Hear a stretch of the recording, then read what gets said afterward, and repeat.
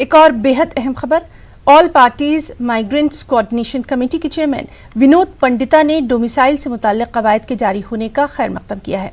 विनोद पंडिता ने फैसले को दुनिया भर में रहने वाले कश्मीरी पंडितों के लिए तारीखी करार दिया। साथ ही कहा कि इस फैसले के दुरुस्त नताइज सामने आएंगे। पंडिता ने कहा कि कश्मीरी माइग्रेंट्स को डोमिसाइल हुकूक की फराहमी कम्युनिटी के लिए उम्मीद की नई किरण है। उन्होंने वज़ीर-ए-आज़म, वज़ीर दाखिला और LG का शुक्रिया अदा किया। स्वागत कर रहा हूं all parties migrants coordination committee की तरफ से कि जो जम्मू कश्मीर सरकार और केंद्र सरकार ने जो आज फैसला लिया, जो डोमिसाइल का इशू था हमारा 370 धारा हटने के बाद, और इस ऑर्डर के तहत हमें ये फायदा होगा जो हमारे कश्मीरी जो पंडित भाई हैं, माइग्रेंट भाई हैं, जो देश के कई राज्यों में रहते हैं, फॉरेन कंट्रीज में रहते हैं, जिनको 1990 से जो उनको 600 वर्ष से हम लोग पलायन कर रहे हैं, तो जो 1944 से लेके 2019 तक जितने भी माइग्रेंट लोग हैं वो इसमें रजिस्टर्ड कर सकते हैं और वो अपना जो डोमिसाइल है, जो उनका बेसिक राइट है, क्योंकि वो यहाँ के रहने वाले हैं, यहाँ के मूल निवासी हैं, वो इस ऑर्डर के तहत उनको मिल सकता है। और इसके साथ साथ जो जम्मू के हमारे डोगरे भाई हैं या जो बाकी लोग हैं जो आउटसाइड स्टेट रहते हैं, उनको भी इस ऑर्डर के तहत जो है ये इनको हक अपना मिलेगा। और ये एक ऐतिहासिक दिन है आज का, इसको मैं विजय दिवस की बात कर रहा हूँ। और आशा करते हैं कि आगे भी जो यहाँ के हमारे हुकूक की पामाली हुई है उनको भी रेस्टोर करेगी ये सरकार। तेलंगाना में 8 जून के बाद 10वीं के इम्तिहानात मुनक्किद करने के लिए राह हमवार हो गई है। हाईकोर्ट ने इस मामले में आज समाअत करते हुए हुकूमत के लिए हिदायत जारी कर दी है। अदालत ने कहा है कि 8 जून के बाद SSC इम्तिहान लिए जा सकते हैं।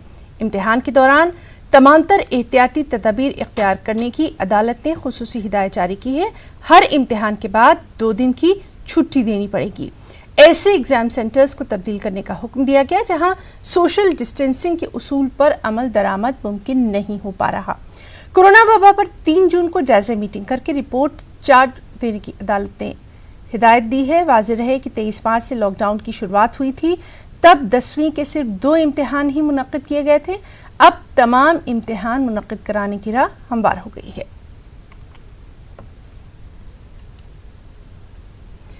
इधर मुल्क में चौथे लॉकडाउन की शुरुआत हो चुकी है। कोरोना के फैलाव के लिए लॉकडाउन में एक बार फिर तोसी की गई, लेकिन मुहलिक वबा की रफ्तार कम होती नजर नहीं आ रही। मुल्क भर में कोरोना के मामलों में तेजी से इजाफा हो रहा है। कोरोना मुतासरीन की मजमूई तादाद 1 लाख से तजावुज कर गई है।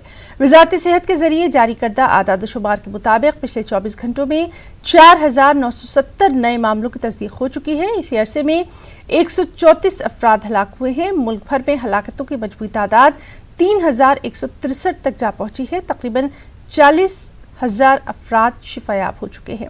पिछले 2 दिनों में 10,000 से ज्यादा कोरोना के मामले सामने आए हैं। और वहीं लॉकडाउन के चौथे मरहले में दिल्ली में आज से बाजार ऑड और इवन के हिसाब से खोलने की इजाजत दे दी गई है। दिल्ली का दिल कहे जाने वाले कनॉट प्लेस में ऑड नंबर वाली दुकानें खोली जा रही हैं। दिल्ली के CP से दुकानों का जायजा लिया हमारे साथी रचना ने। दिल्ली के दिल कहे जाने वाले कनॉट प्लेस में आज से दुकानें खोली जाएंगी। दिल्ली सरकार ने लॉकडाउन 4 के लिए अपनी गाइडलाइन जारी कर दी हैं। कुछ शर्तों के साथ जो बाजार हैं वो खुल सकेंगे। ऑड इवन के आधार पर दुकानें खोली जाएंगी। इस वक्त हम CP के एक शोरूम के बाहर खड़े हुए हैं। अगर आप देखेंगे तो यहाँ पर ये शोरूम खुल चुका है। करीबन 58 दिनों के बाद CP के कई शोरूम आज खुले हैं। और क्या कुछ तैयारियां हैं, किस तरीके की तैयारियां हैं, ये आज हम आपको दिखाएंगे। CP के शोरूम में हम पहुंच चुके हैं। अगर आप देखेंगे तो ऊपर के एरिया पे अगर आप नज़र डालें तो सैनिटाइजेशन का काम चल रहा है। शोरूम खोल दिया गया है, लेकिन खोलने के साथ सबसे पहले उसकी सैनिटाइजेशन करवाया जा रहा है ताकि किसी तरीके की कोई समस्या ना हो। राजीव जी, सबसे पहले मैं जानना चाहूँगी कि आज से बाजार खुल रहे हैं, ऑड नंबर की आज बारी है क्योंकि 19 तारीख है। सोशल डिस्टेंसिंग को आप लोग किस तरीके से मेंटेन करेंगे? सबसे पहले जैसे कि जो हमारी गाइडलाइंस हैं शॉप्स को ओपन करने के लिए, हम वो फॉलो कर रहे हैं। पहले पूरी शॉप से हमारी इसको सैनिटाइज किया जा रहा है, एक पार्ट्स को, कि कोई भी अभी ऊपर हो रहा है। उसके बाद जो हमारी अपनी टीम है, इन सबको पूरे जो न्यू रूल एंड रेगुलेशन के हिसाब से कि गाइडलाइन आपको कैसे फॉलो करनी है, कैसे सोशल डिस्टेंस। टीम की नई गाइडलाइन की बात की, टीम की बात की, तो 50% जो स्टाफ है उसके साथ जो स्टोर्स है वो खोलने की परमिशन दी गई है। तो आपने अपने स्टाफ को, कितने स्टाफ को बुलाया है? नहीं, हमने सेम जैसे गाइडलाइन में था कि 50% स्टाफ को वही, लेकिन उसमें से कुछ प्रॉब्लम हुई है, स्पेशली जो हमारे गर्ल्स स्टाफ हैं उन लोगों के लिए और 1-2 मेल स्टाफ के लिए, क्योंकि मोड ऑफ कन्वेंस इस टाइम आसान नहीं है। गाइडलाइन को लेकर कुछ कंफ्यूजन है? गाइडलाइंस को बस अभी जैसे कि कल आपने न्यूज़ में देखा था तो सिंपल था कि भाई आपसे शॉप्स जो भी है लोकल मार्केट्स के अंदर ऑड और इवन रहेगा। जैसे हमारा ऑड नंबर है और आज डे भी ऑड है तो हमने शॉप ओपन की, लेकिन अभी कुछ चीज़ों में है कि मॉर्निंग का टाइमिंग क्या होगा, इवनिंग में क्लोजिंग टाइम क्या मार्केट के, क्योंकि 7 o'clock है लास्ट जो टाइम है, तो उससे कितनी देर पहले हम शॉप्स को भाई हमें शट करना है। जब कस्टमर आएंगे तो आपने क्या सोचा है कि किस तरीके से जो सोशल डिस्टेंसिंग है उसको मेंटेन किया जाएगा, क्योंकि शर्त में कहा गया कि अगर सोशल डिस्टेंसिंग नहीं होगी तो उस स्टोर को बंद कर दिया जाएगा। बिल्कुल। तो सोशल डिस्टेंसिंग के लिए बिल्कुल है, चाहे आप देखेंगे इंटरनल हमारी टीम है, टीम के अंदर भी हर एक जो भी हमारा लिमिटेड स्टाफ होगा सबके बीच में एटलीस्ट 2 मीटर से ज़्यादा का डिस्टेंस होगा और 6 फीट का।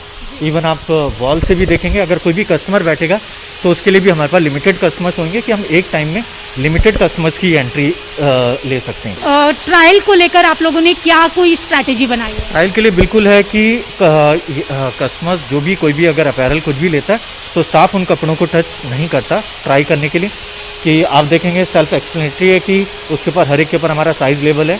कस्टमर जो भी अपैरल्स को ट्राई करेगा और उसके बाद अगर सपोज उसको कोई नहीं लगता कि नहीं लेना है तो वो हमारे पास एक अलग से बॉक्स है जहाँ पर हम उन जितने अपैरल्स को रख सकते हैं जो कि 24 आवर टू 48 आवर्स के लिए क्वारंटाइन पे चले जाएंगे वो अपैरल्स।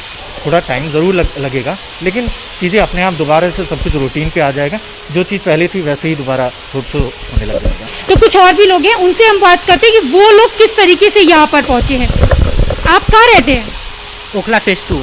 तो यहाँ पर कैसे आए आज काम के लिए? बस तो मिल नहीं रहा था तो इसलिए हमने 2-3 किलोमीटर पैदल भी चला, उसके बाद हमने ऑटो लिया, ऑटो से आया है मैं। तो ऑटो ज़्यादा पैसे लिया, कम पैसे लिया, रेट लिया, कैसे लिया?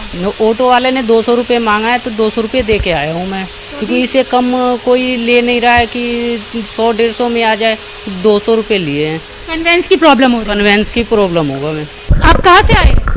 आरगन से आया। यहाँ पर कैसे पहुँचे? कन्वेंस मिला या अपने कन्वेंस से आए? मेरा कन्वेंस नहीं लगता, पैदल ही आता। पैदल आते? कितना समय लग जाता है? 20 मिनट। 20 मिनट। तो ये खुद पैदल आते हैं, पैदल ही अपने घर से आए हैं, लेकिन यहाँ पर गाइडलाइन में एक कंफ्यूजन है टाइमिंग की और मोड ऑफ कन्वेंस की, क्योंकि सीपी में ज़्यादातर शॉपिंग करने वाले जो लोग हैं वो मेट्रो से आते हैं। मेट्रो फिलहाल खुली नहीं है, तो अब ऐसे में देखना ये होगा कि जो स्टोर्स खुल रहे हैं वो स्टोर्स खुलने के बाद कितनी यहाँ पर बिक्री होती है और क्या कुछ होता है और किस तरीके का नज़ारा अब आगे आने वाले दिनों में देखने के लिए मिलेगा। कैमरा पर्सन नगेंद्र के साथ रचना, न्यूज़ 18 दिल्ली।